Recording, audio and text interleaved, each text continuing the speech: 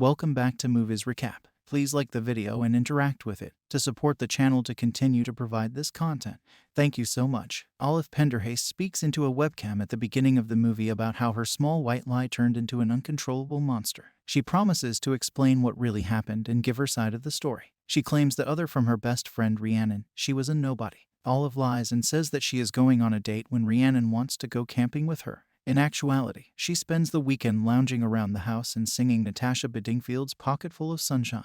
Olive tells a lie about losing her virginity to a college boy the following Monday after being prodded by Rhiannon. She tells the lie, which is overheard by extremely zealous Christian Marion, and it quickly spreads like wildfire. The school's conservative teen church club is led by Marion, and she chooses Olive as their upcoming project. At a Mr. Griffith taught English class, the abuse by the group disguising it as care reaches a crescendo. The Scarlet Letter, a book about adultery and shame, is being read in class. Olive responds with a remark of her own when a church group member makes a side comment about her. Olive receives detention as a result of being taken to the principal's office for this. She then notices Brandon, a classmate, leaving the office while carrying a bloody nose. Olive is later with her parents and her adopted brother at home. Rosemary, her mother, and Dill, her father, are quite liberal and supportive of their daughter's decisions. Later, Brandon approaches Olive and offers to make him appear straight while actually being homosexual by pretending to sleep with him. She consents, and during a public party they act as if they are having sex. After that, she runs into Todd, an old flame she almost kissed but lied about since he insisted he wasn't ready. Olive now decides to go with the flow after allegedly sleeping with two men and the harassment beginning to wear on her. She starts dressing more provocatively and sews a crimson into every item of clothes she owns. Boys start giving her gift cards and cash so they can claim they had sex with her in order to become more popular, which further boosts her reputation.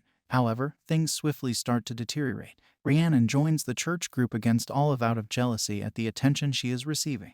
Olive and Marion are able to get back together, but their reconciliation is ruined when Marion's lover Micah contracts an STD and claims Olive gave it to him. Olive acknowledges that Mrs. Griffith, who is sobbing, is the one who had a sexual relationship with Micah. Olive pledges to accept the responsibility in order to preserve Mrs. Griffith's marriage and employment.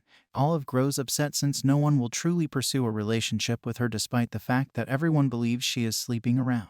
This changes when Anson approaches her and makes a date request. When Olive spots Rhiannon at the restaurant and remembers that she has a thing on Anson, the date turns sour. Olive asks what they'll claim happened as she tries to recover from Anson's attempt to pay her off, but Anson thinks he will actually get sex and tries to force himself on her. He drives off as she pushes back. When Todd, a restaurant employee, notices her, he offers to take her home. Todd informs her that, contrary to what people are saying, he believes she's fantastic. He wishes she had been his first kiss because he remembers how nice she was about it years ago. Olive is moved, but she declines to be with him until she gets her life in order. Olive goes to the boys who approached her and demands an admission from them, but the majority lie or, in the instance of Brandon, who comes out to his parents, leaves town entirely. When Mrs. Griffith is confronted by Olive to force her to confess, she resists and asserts her parental authority to make it obvious that Olive won't be believed over her. Olive rushes to Mr. Griffith and speaks the truth, but as soon as she realizes she has destroyed a marriage, she quickly regrets her actions. She performs a song and dance routine at a pep rally and makes out that she will be hosting a webcam sex show with Todd in order to bring everything to light.